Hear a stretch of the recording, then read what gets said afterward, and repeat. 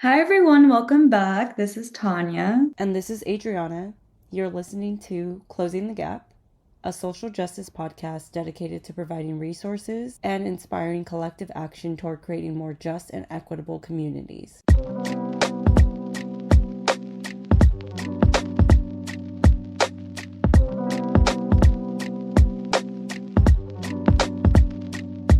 We're so excited to have a special episode today. This is our first episode with a guest based in Austin, Texas. Don't remember if I mentioned before on this podcast that I moved to Austin, Texas. So if I haven't yet, I moved to Austin, Texas. And if you're ever in the area, please let me know. But yeah, I'm very excited to shine some light on this city and everything that's happening here because I feel like it's very underrated. And there are just amazing organizations, including the one that we're going to highlight today, which is Festival Beach Food Forest. And Angelina has been so gracious to represent that forest on this episode today. So we're just so excited to have you, Angelina, and to hear more about your involvement with the forest and your story with it and how people can support. Yeah, thank you so much for having me. Of course.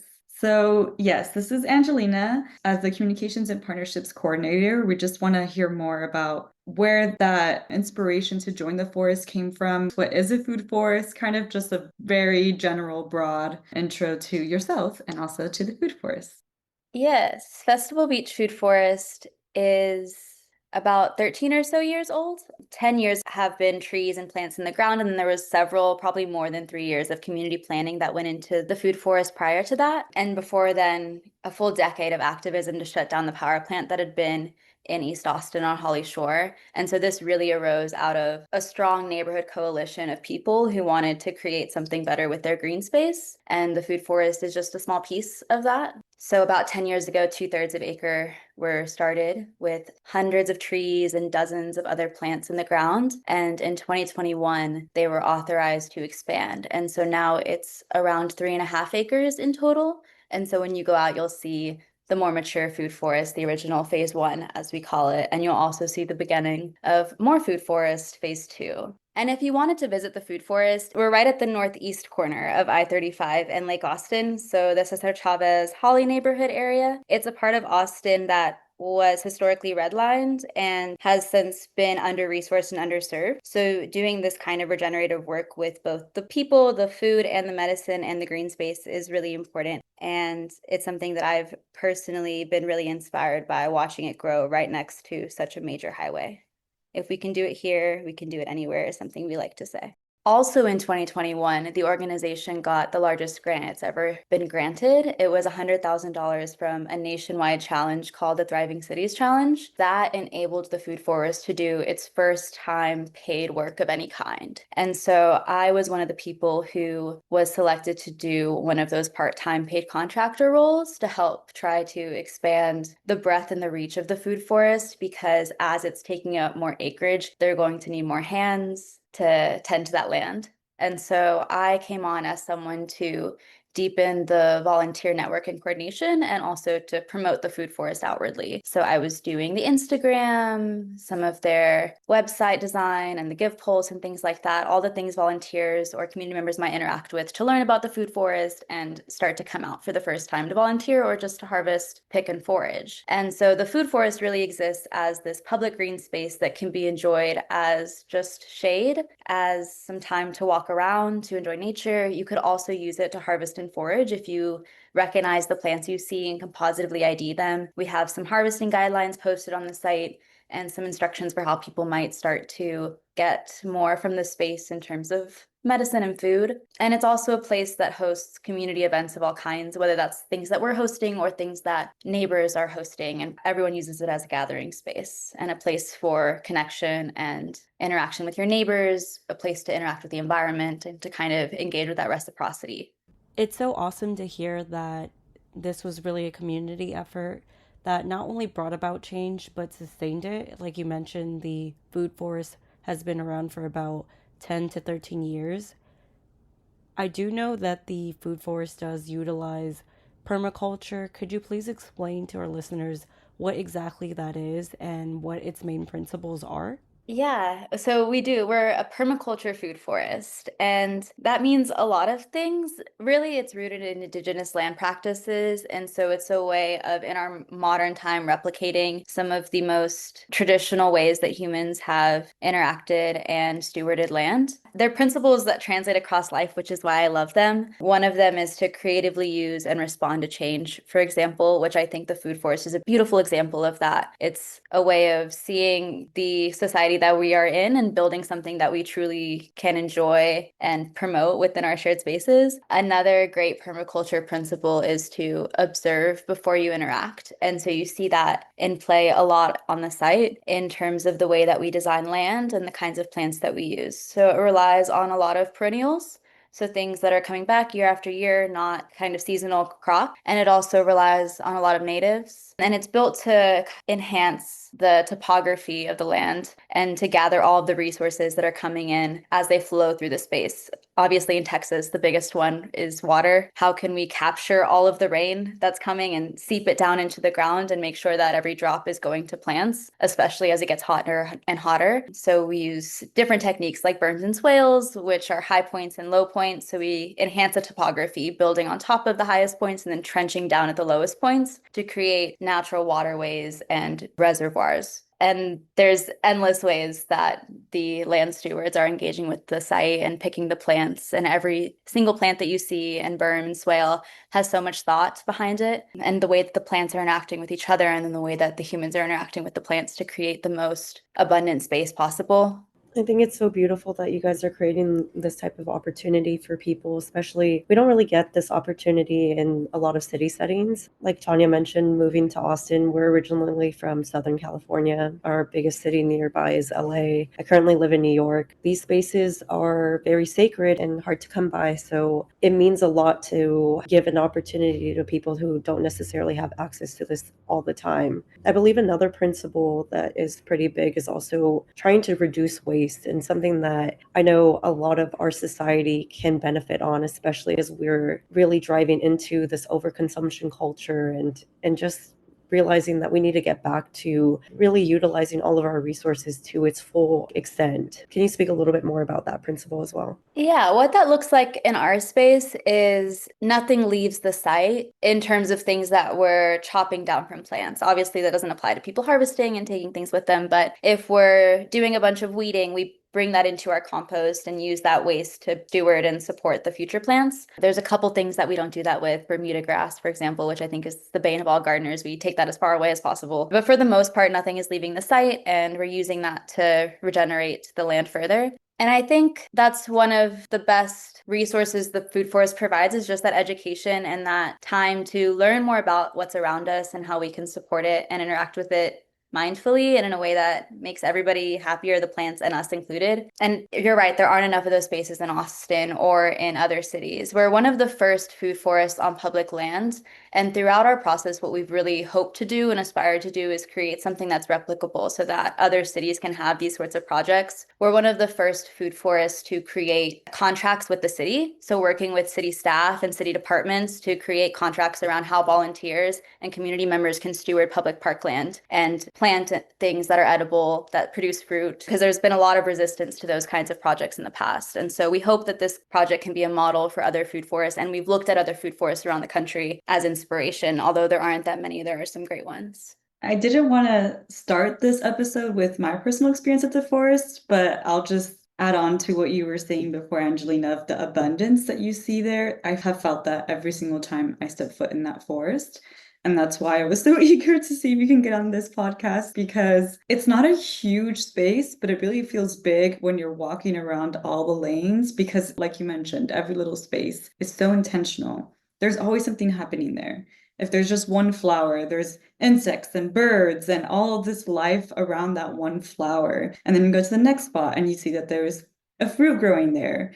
And you're like learning, oh, this fruit is probably going to be coming in next season. And so that teaches you to then connect to the land. Every time I go, I learn something new. And like Angelina mentioned, this is open all the time for everyone to come in and just walk around and use however. Whenever I go, I see people usually walking around taking photos of all the beautiful plants. I see some people harvesting and taking that medicine or those herbs with them. I've seen people take naps on that bench, and they are knocked out. Like they love that place. I think they go there and they're like, "This is better than my bed." It's so peaceful, and so it's just amazing to see all the many things that people go there for. I know that you all do this intentionally. You want people to go and use it for different reasons and to really enjoy the space. And I see that you do that with all the different events that you host on your own, but also by partnering with other organizations to host like plant meditations. That's one event I went to with Weird Warrior Yoga as well. And I've seen that you also have healing burials with Herbal Action Project. I didn't go to that one, but I know they're also amazing. And Angelina and I actually worked together to host an earth healing yoga. And I just started it with a discussion, and then Angelina led the yoga practice. So I just wanted to hear more about those events as well. Like we've already kind of got a lay of the land, literally, but I want people that are listening to understand how you can really have abundance, not only with the land, but also with community and everyone coming in and enjoying themselves together. The Food Forest really, in general, is hoping to be a source of inspiration and connection between people and plants. So my favorite event to go to is our plant walks. We do them on the first Saturday of every single month. It's generally our land stewards that do it, the people that know the site the absolute best and spend hours every single week there. But occasionally we bring in guests, and that's always fun too. And although I've been going for 2 years, every single time I learn something different. It's truly something that's accessible to all kinds of herbalists and all different kinds of gardeners. And it's just a guided tour. So we'll spend an hour or two walking through the food forest, introducing you to permaculture, introducing you to the plants, and then we end it with tea time and a conversation about how to get more involved with the food forest if you'd like to stay around. We also host the second Saturday workday every single month, and that's our largest volunteer workday. So it's usually 50 to 70 volunteers coming out to water or plant or weed, whatever needs to be done that particular day. It's super all ages friendly.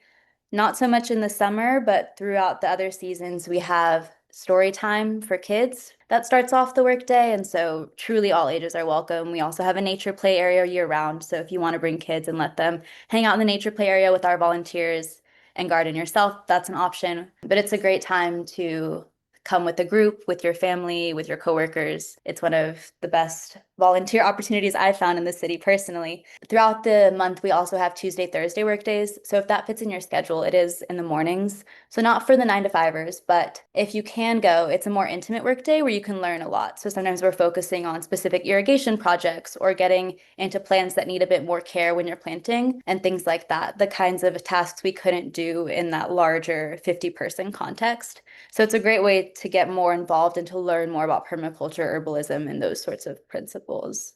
And then we work with other groups to host all kinds of things. If it's not at the same time as one of our events, then we're super open to organizations and community members coming through. We've had clothing swaps and, like you said, meditation sessions, different organizations hosting plant walks or herbalism classes. So please come host things in our space, come experience it. And I guess the one thing I didn't mention was yoga. We do that every single week at 11. It's wonderful that we can do it year round. The canopy really provides a lot of protection in the summer, so we keep at it. And we've even done it in the rain. So please come out. We do it every single week. That's so awesome. I swear it sounds like you guys do it all. And I love the focus. It sounds like a lot of these events are catered towards health, whether it's from the aspect of mental health or even just physical health, like the yoga. It's harder than it looks, but it's well encompassing. Can you please speak a little bit about the connection between the forest, food, and our health, whether it's with the planet or with people as a whole? Yeah, I think that on an individual level, it's really important to find places of community. Whether you're someone who really likes to be outside or someone who doesn't, whatever that's going to look like for you, I think the food forest, for a lot of people I've met, is one of the best communities they found. We have a mutual aid tab in our Discord, so people are using that in their times of need, in their times of excess. It's a really great place where all kinds of folks from all different parts of Austin have found it and loved it and stayed around for years and years. or floated in and out as suits their schedule and availability as life changes for them. So I think that anytime that you can find that or search for that within your community, you should. I think that's something that a lot of people are missing these days. And then I think the onus is really on the cities to invest in green spaces and make it as accessible as possible so that every single person who wants to can. If people who want to be able to steward spaces outside and want to be able to harvest produce and herbs from their shared spaces and bring back that Indigenous practice and knowledge into our communities and that connection with land that so many of us have been purposely stripped from, right?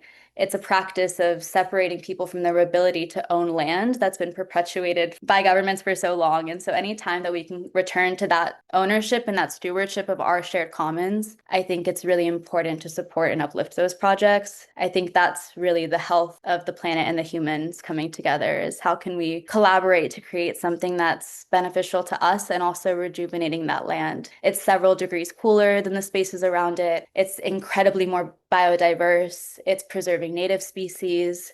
We collect seeds from that space because we have seeds now that are more resilient to our climate than other seeds, right? And so maintaining that heritage and using those seeds to create plants that are going to continue to be resilient, and therefore like people that are going to continue to be resilient.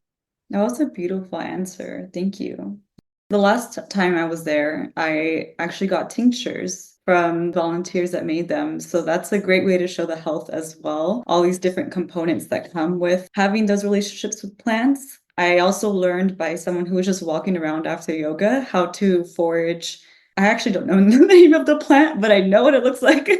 And so every time I go, I get it and I just put it in my smoothies. And I mean, I don't know if I can verify this like scientifically, but I feel better when I have something like that in my smoothie rather than just getting it from the store. You know, that I don't know how long it's been sitting there. It's probably lost some nutrients by now, being transported from who knows where. So the fact that I know I literally just got it myself and can bring it to my home and put it right away into something, it's likely so much more nutritious and healthy for me. So I definitely feel like there's so many components with the food forest, and not just physically what we put into our bodies, but the yoga piece for me touched on the mental health as well, and that sense of community too, because I've done yoga other places, but this kind of yoga just feels different, maybe because you're outside and everyone's just so open. I think everyone just feels better. Once in a while we'll like comment to each other like, oh, our mats are always dirty. Yeah, but it's worth it. And one time it did rain when I went to one, actually. The teacher at the time, I wish I remember the name, said, you know what? This is us taking in the elements. We never do this. We're always inside. Take in the elements. And I was like, okay,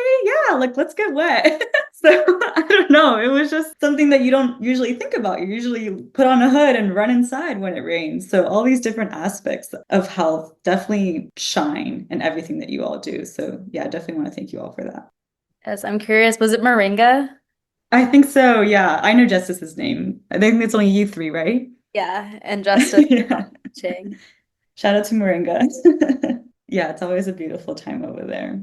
But yeah, kind of just to wrap things up, I feel like we touched on a lot of different aspects and all these pathways to healing and to community that come through creating this green space. So to wrap things up, of course, you've mentioned a few ways that people can get involved in Festival Beach Food Forest and come out and support. If you want to plug any others, please do.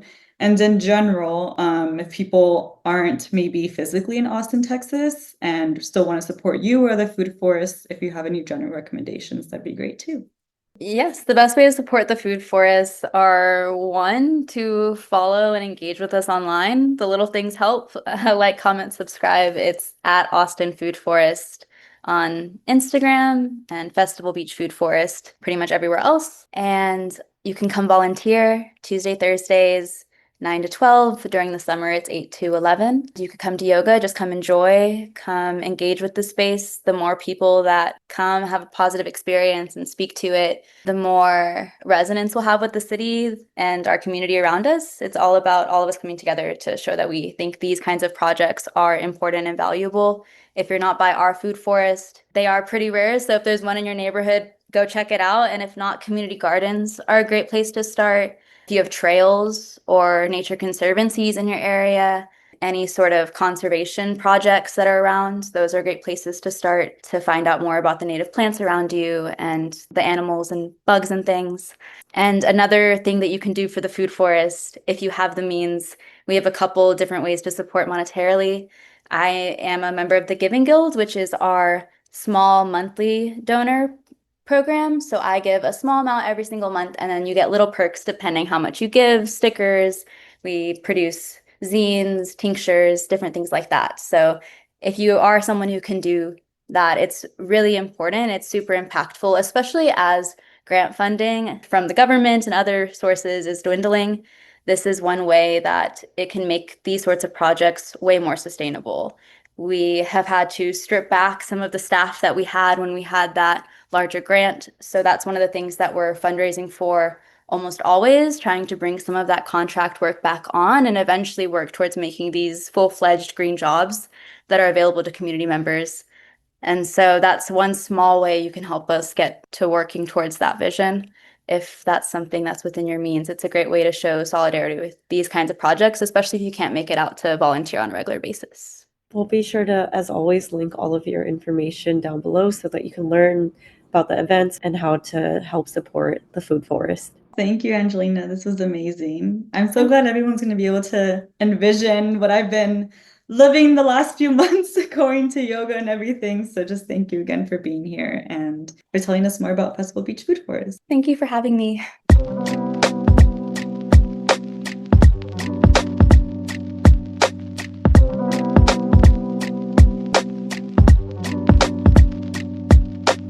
Thank you so much for listening to this episode of Closing the Gap, a social justice podcast. Adriana and I are so happy to have you here, and we hope to see you on the next episode. Until then, connect with us on TikTok or Instagram at Closing the Gap Pod, or email us at closingthegappod@gmail.com. We'll see you next time.